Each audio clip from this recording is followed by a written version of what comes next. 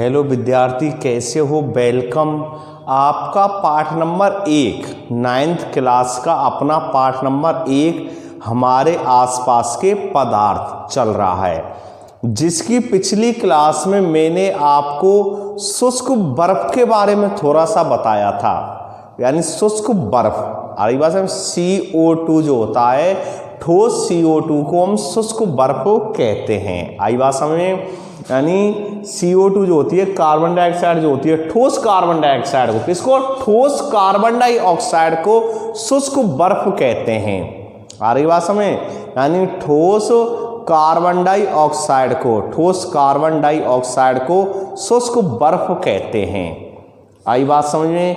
तो इसका कैसे निर्माण हो रहा है, क्या इसके उपयोग हैं, इसके बारे में आपको समझा रहा हूं। तो देखिए, हैंड डालना शुष्क बर्फ, और ध्यान देना शुष्क बर्फ के बारे में अपनी रफ कॉपी में इसको आप नोट कर लेना। तो देखिए, शुष्क बर्फ जो होती है, समझना, ठोस कार्बन डाइऑक्साइड को, किसको? ठोस कार्बन डाइऑक्साइड को। आ रही बात समझ में?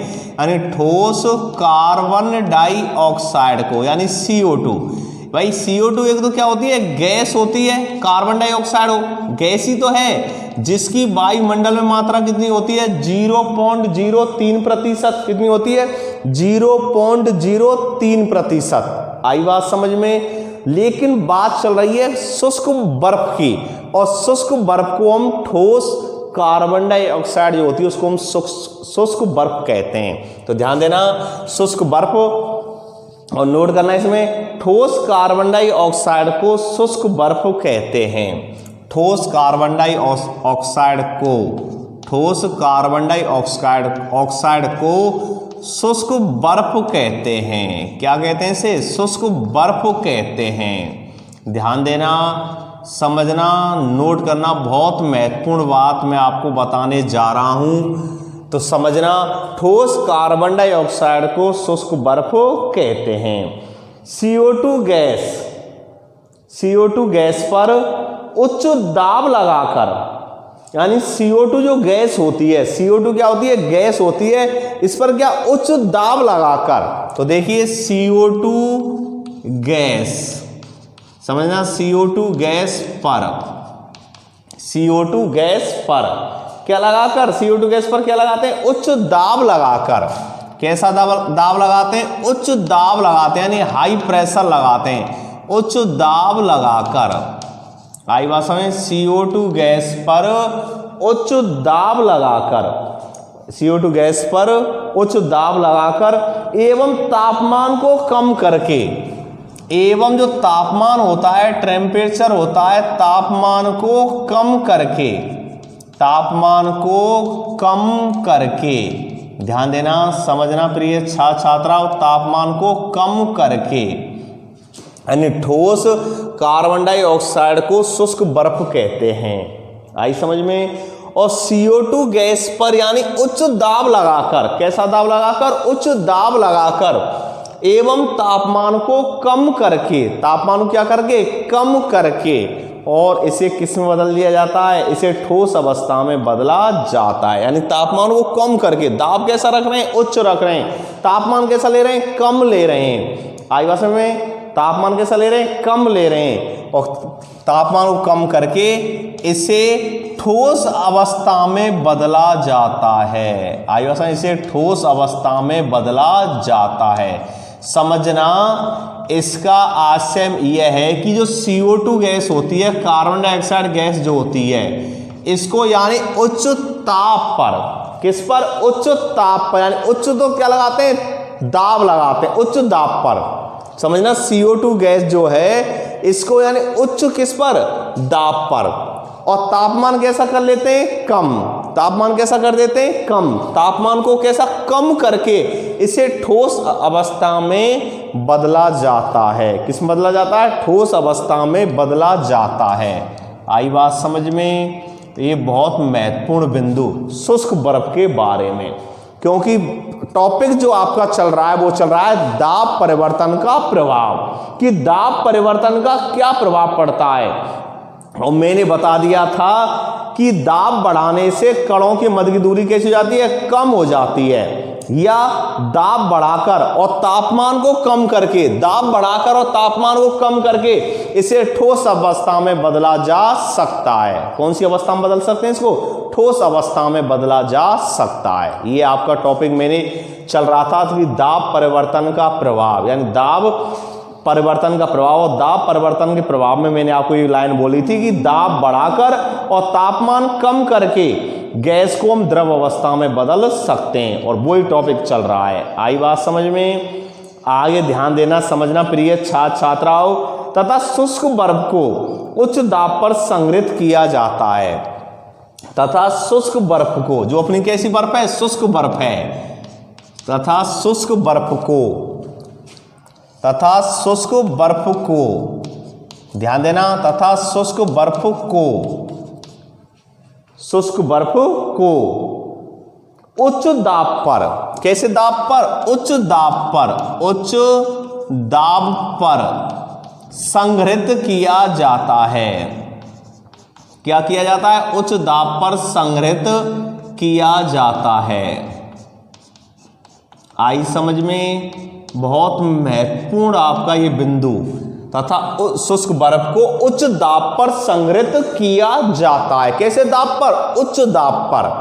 आई बात समझ में। और इसका उपयोग भोज्य पदार्थों के, इसका उपयोग किसमें होता है, भोज्य पदार्थों के डीप फ्रीजिंग तथा आइसक्रीम को ठंडा रखने में किया जाता है। इसका उपयोग किसमें किया जाता है, आइसक्रीम जो होती है उसको ठंडा रखने में किया जाता है। इसके अलावा डीप फ्रीजिंग जो होती है, डीप फ्रीजिंग, किसी वस्तु को ठंडा करने में, उसमें इसका उपयोग किया जाता है। तो देखिए प्रश्न बनता है शुष्क बर्फ क्या है, तो शुष्क बर्फ क्या होती है, ठोस कार्बन डाइऑक्साइड को हम शुष्क बर्फ कहते हैं। और शुष्क बर्फ का निर्माण कैसे होता है कि भाई जो कार्बन डाइऑक्साइड गैस जो होती है, इसको उच्च दाब पर और कम ताप पर इसे ठोस अवस्था में बदला जा सकता है। यानी कौन सी अवस्था में बदल देते हैं, इसे ठोस अवस्था में बदल देते हैं, तथा शुष्क बर्फ को उच्च दाब पर संग्रहित कर लिया जाता है। आई बात समझ। और यदि दाब कम कर दिया जाए, समझना इसमें एक बिंदु और है अपना महत्वपूर्ण, यदि दाब कम कर दिया जाए, उपयोग इसका होगा कि इसमें आइसक्रीम आदि बनाने में, यानी जो आइसक्रीम होती है ना, आइसक्रीम को ठंडा रखने में, यानी आइसक्रीम जो बनती है और आइसक्रीम को ठंडा रखने में इसका उपयोग किया जाता है, या डीप फ्रीजिंग में इसका उपयोग किया जाता है। किसमें, डीप फ्रीजिंग में। आई बात समझ। तथा आइसक्रीम को ठंडा रखने में इसका उपयोग किया जाता है। अब इसमें एक महत्वपूर्ण बिंदु यह है कि यदि दाब कम कर दिया जाए, यदि जो अपना प्रेशर है, यदि दाब कम कर दिया जाए, यदि दाब कम कर दिया जाए, समझना मेरी बात को, दाब कैसा कर रहे हैं, कम कर रहे हैं। यदि दाब कम कर दिया जाए तो जो शुष्क बर्फ होती है, कौन सी बर्फ होती है, शुष्क बर्फ, यदि दाब कम कर दिया जाए तो शुष्क बर्फ, अब होना क्या चाहिए था कि भाई शुष्क बर्फ है, बर्फ किस में आनी चाहिए, पहले द्रव अवस्था में आनी चाहिए थी। कौन सी अवस्था में, द्रव अवस्था में। अब द्रव अवस्था में आकर किस में आ जाती है, वो सीधी गैस अवस्था में आ जाती है। किस में आ जाती है, गैस अवस्था में। आई बात समझ में। तो वही बात है, तो शुष्क बर्फ बिना द्रव में बदले, किसमें, बिना द्रव में बदले, शुष्क बर्फ बिना द्रव में बदले, बिना द्रव में बदले, और किस में आ जाती है, गैस अवस्था में आ जाती है। किस अवस्था में आ जाती है, गैस अवस्था में। ये किसको कम कर दे, और दाब को। भाई दाब हमने जो उच्च लगाया है और तापमान को हमने जब कम किया है, तभी तो CO2 जो गैस है, कार्बन डाइऑक्साइड जो गैस है, वो ठोस अवस्था में बदली है। बदली है कि नहीं बदली है, बदली है। अब इसको हम क्या कर दें, दाब को ही हम कम कर दें, प्रेशर को ही हम कम कर दें, तो क्या होगा, शुष्क बर्फ बिना द्रव में बदले, बिना द्रव में बदले सीधे गैस अवस्था में, बिना द्रव में बदले सीधे गैस अवस्था में परिवर्तित हो जाती है। बिना द्रव में बदले सीधे गैस अवस्था में, कौन सी अवस्था में, गैस अवस्था में, सीधे बिना द्रव में बदले सीधे गैस अवस्था में, कौन सी अवस्था में, गैस अवस्था में परिवर्तित हो जाती है। आई बात समझ में। बिना सीधे गैस अवस्था में, बिना द्रव में बदले सीधे गैस में परिवर्तित हो जाती है, और सीधे जो गैस में परिवर्तित हो रही है ये, ठीक है ना। ध्यान देना प्रिय छात्र छात्राओं, इसलिए इसे शुष्क बर्फ कहा जाता है। इसलिए क्या कह देते हैं इसे? शुष्क बर्फ कहते हैं। क्या कहते हैं इसे? शुष्क बर्फ कहते हैं, इसलिए इसे शुष्क बर्फ के नाम से जानते हैं। तो लिख लेना इस लाइन को भी, इसलिए इसे शुष्क बर्फ कहते हैं। क्या कहते हैं इसे? शुष्क बर्फ कहते हैं। बहुत महत्वपूर्ण बिंदु, इसलिए इसे शुष्क बर्फ कहते हैं। नोट कर लेना इस बिंदु को। आई बात समझ में? तो इसको आप नोट कर लो। ये हो गया आपका यानी ताप परिवर्तन का प्रभाव, क्योंकि दाब अगर हम बढ़ा दें तो पदार्थ के कणों को समीप लाया जा सकता है। क्या ला सकते हैं? समीप, क्योंकि दाब बढ़ाने से कणों के मध्य की दूरी भी वैसे कैसी हो जाती है? कम हो जाती है। ठीक है ना। अगला टॉपिक है इसमें वाष्पीकरण। कौन सा है? वाष्पीकरण। और वाष्पीकरण किसे कहते हैं? क्वथनांक से कम ताप पर। किससे? क्वथनांक। और क्वथनांक बिंदु के बारे में आपको पहले बता चुका हूं, यानी क्वथनांक से कम ताप पर। किस पर? क्वथनांक से कम ताप पर द्रव के वाष्प में परिवर्तन होने की क्रिया को वाष्पीकरण या वाष्पन कहते हैं। यानी क्वथनांक से कम तापमान पर, क्वथनांक से कम तापमान पर द्रव के किसमें? वाष्प में। किसमें? वाष्प में। द्रव के वाष्प में परिवर्तन होने की क्रिया को हम वाष्पीकरण या वाष्पन कहते हैं। क्या कह देते हैं उसे? वाष्पीकरण या वाष्पन कह देते हैं। आई बात समझ में? तो इसकी परिभाषा को पहले आप नोट कर लो, वाष्पीकरण। तो अगला टॉपिक जो आपके सिलेबस में वो वाष्पीकरण ही है। अब वाष्पीकरण के बारे में आप थोड़ा सा समझो, पहले परिभाषा आपको क्लियर होनी चाहिए, तब आप कुछ इसमें आगे याद रख पाएंगे। तो परिभाषा क्या होती है? क्वथनांक से कम ताप पर, ध्यान देना, क्वथनांक से कम तापमान पर, क्वथनांक से कम तापमान पर, क्वथनांक से कम तापमान पर द्रव के वाष्प में, क्वथनांक से कम तापमान पर द्रव के वाष्प में, किसके? द्रव के वाष्प में परिवर्तन या परिवर्तन लिख लो चाहे परिवर्तित लिख लो, ठीक है ना। परिवर्तित होने की क्रिया को, द्रव के वाष्प में परिवर्तित होने की क्रिया को, परिवर्तित होने की क्रिया को समझना। द्रव के वाष्प में परिवर्तित होने की क्रिया को वाष्पीकरण कहते हैं। क्या कहते हैं? वाष्पीकरण कहते हैं। वाष्पीकरण या वाष्पन कहते हैं। आई बात समझ में?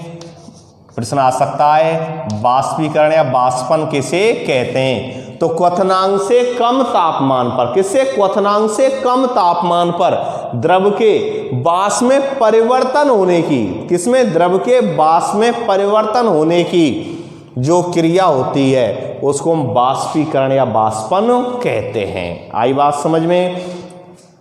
यानी द्रव के गैस में बदलने की क्रिया कभी कभी बिना क्वथनांक ताप पर पहुंचने से संपन्न हो जाती है।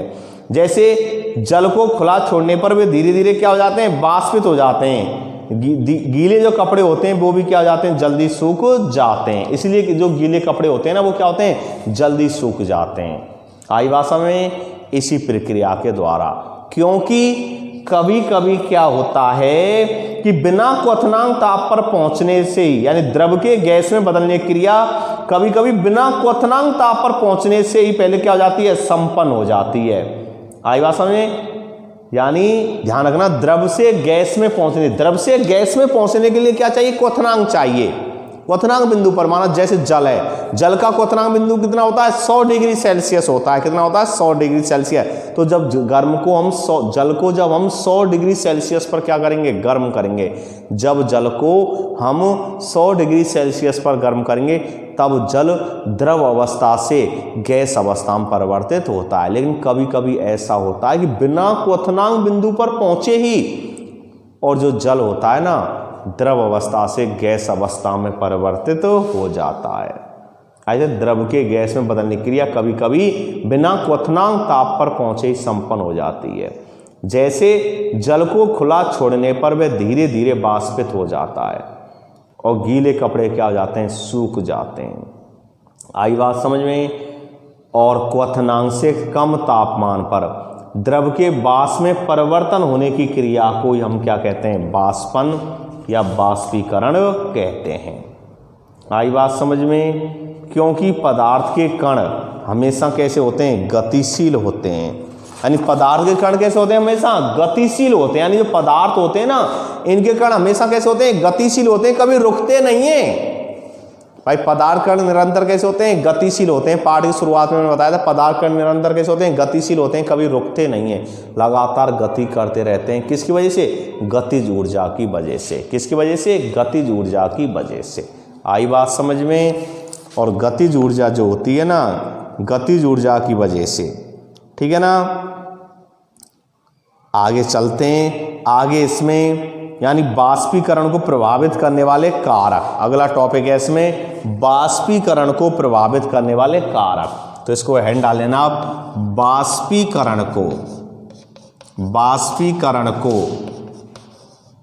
प्रभावित करने वाले कारक। कि बाष्पीकरण किनके द्वारा प्रभावित होता है, तो बाष्पीकरण को प्रभावित करने वाले कारक। तो देखिए कौन कौन से कारक बाष्पीकरण को प्रभावित करते हैं, बाष्पीकरण को प्रभावित करने वाले कारक। तो देखिए कौन कौन से कारक प्रभावित करते हैं। तो इसका एक प्रयोग है। क्या एक प्रयोग है, तो पहले प्रयोग को समझो आप। तो समझना प्रयोग को कि भाई एक परख नली में 5 ml जल लेकर इसे खिड़की के पास रखते हैं। कोई परख नली है, क्या है, परख नली। समझना, परख नली है।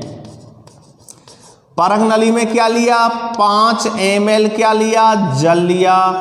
किसके पास रख दिया, खिड़की के पास। क्या रख दिया, खिड़की के पास रख दिया। समझना, टॉपिक बता रहा हूं मैं भाई कि बाष्पीकरण को प्रभावित करने वाले कारक। बाष्पीकरण परिभाषा समझ में आ गई भाई। क्वथनांक से कम ताप पर द्रव के वाष्प में परिवर्तन होने की जो क्रिया होती है उसको बाष्पीकरण या वाष्पन कहते हैं। ठीक है ना। तो इसका एक प्रभावित करने वाले कारक कौन कौन से हैं, तो इसका एक प्रयोग है। क्या प्रयोग है प्रिय छात्राओं, ध्यान से देखना, समझना कि एक परख नली लेते हैं। क्या लेते हैं, परख नली।